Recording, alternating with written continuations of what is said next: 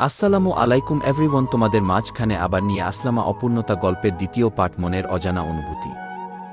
পরীক্ষার ফল প্রকাশের পর কয়েক সপ্তাহ কেটে গেছে। আরিফ ও মেহরিনের বন্ধুত্ব এখন পুরো স্কুলেরই জানা। তবে তারা সব সময় পড়াশোনা, ক্লাস আর স্বপ্ন নিয়ে কথা বলত। কেউ কখনো ভাবতেও পারেনি যে তাদের দুজনের মনেই ধীরে ধীরে অন্যরকম অনুভূতি জন্ম নিচ্ছে। একদিন সকালে স্কুলে ঘোষণা এলো, আগামী সপ্তাহে দশম শ্রেণীর শিক্ষার্থীদের শিক্ষা সফর হবে। ঘোষণা শুনে পুরো ক্লাস আনন্দে চিৎকার করে উঠল। মেহরিনও খুব খুশি। সে সঙ্গে সঙ্গে আরিফের দিকে তাকিয়ে বলল, তুমি যাবে তো? আরিফের মুখটা একটু মলিন হয়ে গেল। জানি না। কেন? ফি দিতে হবে। বাড়িতে বলেছি, কিন্তু। কথাটা শেষ করল না সে। মেহরিন বুঝতে পারল। সেদিন বাসায় ফিরে তার মনটা খারাপ হয়ে গেল। সে চেয়েছিল আরিফও যেন তাদের সঙ্গে যায়। 2 দিন পর স্কুলে এসে মেহরিন অবাক হয়ে গেল। আরিফের মুখে হাসি। কি ব্যাপার? আমি যাচ্ছি। সত্যি? হ্যাঁ, বাবা অনেক কষ্ট করে টাকা জোগাড় করেছেন। মেহরিন খুশিতে বলে উঠল, দারুণ। শিক্ষা সফরের দিন। ভোরবেলা স্কুলের সামনে বাস দাঁড়িয়ে আছে। সবাই আনন্দে ব্যস্ত। বাসে ওঠার সময় মেহরিন আরিফের পাশের সিটটা আগেই রেখে দিয়েছিল। আরিফ এসে বসতেই সে বলল, আজ কিন্তু পুরো পথ গল্প করতে হবে। আচ্ছা, করব। যাত্রাপথে তারা হাসল, গল্প করল, গান শুনল। আরিফ অনেক দিন পর এতটা আনন্দ অনুভব করছিল। ঘুরতে গিয়ে একটি ছোট ঘটনা ঘটল। তাদের ক্লাসের এক ছাত্র, নাম রাকিব, হঠাৎ মেহরিনের পাশে এসে দাঁড়াল। সে প্রায় পুরো সময় মেহরিনের সঙ্গে কথা বলার চেষ্টা করছিল। মেহরিন ভদ্রভাবে উত্তর দিচ্ছিল, কিন্তু দূর থেকে বিশ্বাসটা দেখে আরিফের কেন যেন ভালো লাগছিল না। নিজের অজান্তেই তার মন খারাপ হয়ে গেল। মেহরিন সেটা লক্ষ্য করল। ফেরার পথে সে জিজ্ঞেস করল, তোমার কি হয়েছে? কিছু না। মিথ্যা বলছো? সত্যি কিছু না। মেহরিন হেসে বলল, তুমি কি রাগ করেছ? কেন রাগ করব? তাহলে সারাদিন চুপচাপ ছিলে কেন? আরিফ উত্তর দিল না। তার নীরবতাই যেন সব বলে দিল। মেহরিন জানালার বাইরে তাকিয়ে মুচকি হাসল। তার বুকের ভেতরও অদ্ভুত একটা আনন্দ কাজ করছিল। কয়েকদিন পর এক সকালে মেহরিন তার বইয়ের ভেতরে একটি ভাঁজ করা কাগজ পেল। খুলে দেখল, সেখানে লেখা, তোমার হাসিটা খুব সুন্দর। নিচে কোনো নাম নেই। মেহরিন অবাক হয়ে গেল। সারাদিন সে ভাবতে লাগল, চিঠিটা কে লিখেছে? ক্লাস শেষে সে আরিফকে দেখাল। আরিফ চিঠিটা পড়ে বলল, হয়তো কেউ মজা করেছে। কথাটা বললেও তার ভেতরে অদ্ভুত অস্বস্তি কাজ করছিল। কারণ সে বুঝতে পারছিল মেহরিনকে নিয়ে অন্য কারো আগ্রহ তার ভালো লাগছে না। সেদিন বিকেলে স্কুল ছুটির পর তারা মাঠের পাশে দাঁড়িয়েছিল। সূর্য ধীরে ধীরে ডুবে যাচ্ছে। হঠাৎ মেহরিন বলল, আরিফ, তুমি কি আমাকে তোমার সবচেয়ে ভালো বন্ধু মনে করো? আরিফ একটু চুপ করে রইল। তারপর বলল, হ্যাঁ। মেহরিন হাসল। আমিও। সেই মুহূর্তে দুজনের চোখ একসঙ্গে মিলল।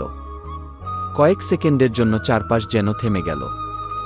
তারা কেউ কিছু বলল না, কিন্তু দুজনেই অনুভব করল এই সম্পর্ক আর শুধু সাধারণ বন্ধুত্বের মধ্যে সীমাবদ্ধ নেই। তাদের মনের গভীরে নতুন কিছু জন্ম নিচ্ছে, যার নাম হয়তো তারা এখনও উচ্চারণ করতে সাহস পাচ্ছে না। শিক্ষা সফরের পর থেকে আরিফ ও মেহরিনের সম্পর্ক আরও গভীর হয়ে উঠল। প্রতিদিন স্কুলে দেখা, টিফিনে গল্প, পড়াশোনা নিয়ে আলোচনা, সবকিছু যেন তাদের দিনের সবচেয়ে গুরুত্বপূর্ণ অংশ হয়ে উঠেছিল। কিন্তু তারা কেউই নিজের মনের কথা প্রকাশ করতে পারছিল না। এরই মধ্যে স্কুলে বার্ষিক সাংস্কৃতিক অনুষ্ঠানের প্রস্তুতি শুরু হল। মেহরিন আবৃত্তিতে অংশ নিলে আর আরিফ বিজ্ঞান প্রদর্শনীতে। প্রতিদিন স্কুল ছুটির পর অনুষ্ঠান নিয়ে ব্যস্ততা চলত। একদিন বিকেলে মেহরিন আবৃত্তির অনুশীলন করছিল। ঠিক তখনই রাকিব এসে তাকে কিছু নোট দিল। দূর থেকে ঘটনাটা দেখল আরিফ। রাকিব হাসছে, মেহরিনও ভদ্রভাবে কথা বলছে। দৃশ্যটা দেখে আরিফের বুকের ভেতর কেমন জেনে লাগল। সে না চাইলেও মনে হলো হয়তো মেহরিন রাকিবকে পছন্দ করে। সেই দিন থেকে সে একটু দূরত্ব তৈরি করতে শুরু করল। পরদিন স্কুলে এসে মেহরিন অবাক হয়ে গেল। আরিফ আগের মতো কথা বলছে না, টিফিনেও পাশে বসছে না। মেহরিন কয়েকবার জিজ্ঞেস করল, কি হয়েছে?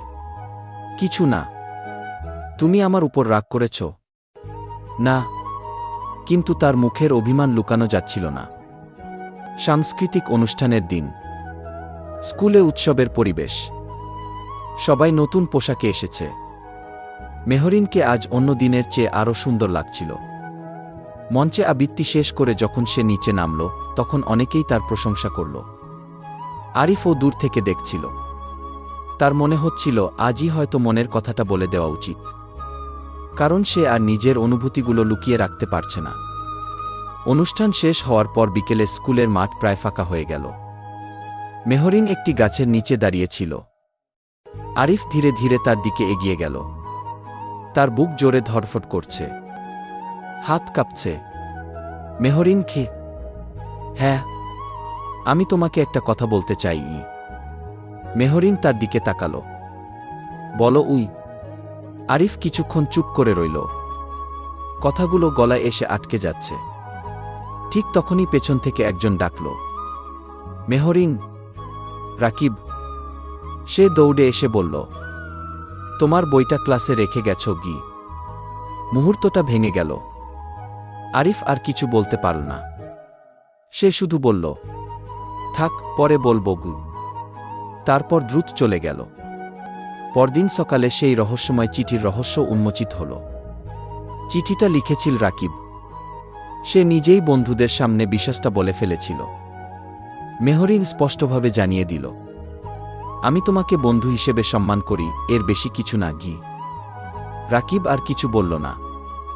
কিন্তু এই কথাটা আরিফ শুনে অদ্ভুত এক স্বস্তি অনুভব করল। স্কুল ছুটির পর মেহরিন আরিফকে থামাল। তুমি সেদিন কি বলতে চেয়েছিলে?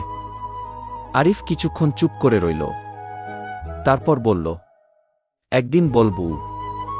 কবে? যেদিন সাহস হবে গি। মেহরিন হেসে ফেলল। তাহলে আমি সেই দিনের অপেক্ষা করব গে। আরিফও মৃদু হাসল। কিন্তু সে জানত না সামনে এমন কিছু ঘটতে যাচ্ছে যা তাদের জীবনের পথই বদলে দেবে। কারণ কিছু দূরে দাঁড়িয়ে একজন মানুষ তাদের কথা লক্ষ্য করছিল। তিনি ছিলেন মেহরিনের বাবা, আর তার চোখে স্পষ্ট অসন্তোষ।